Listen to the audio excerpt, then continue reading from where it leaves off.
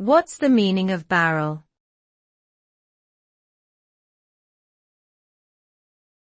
Barrel.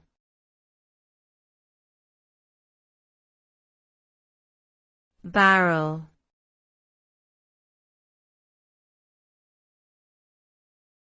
Barrel.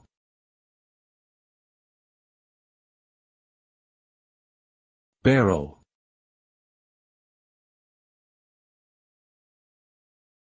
The term barrel can refer to a variety of different things, depending on the context in which it is used.